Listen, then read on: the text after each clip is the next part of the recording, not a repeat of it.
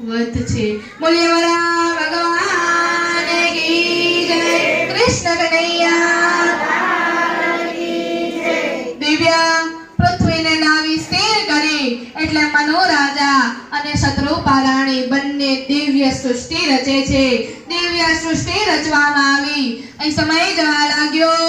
મનોરાજા અને શત્રુપા રાણીને ત્યાં 3 પુત્રીઓનો જન્મ થાય છે.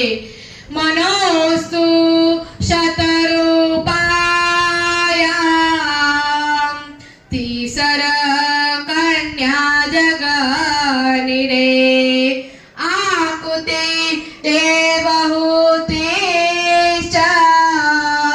પ્રસૂતિરિતિ વિશ્રુતામ.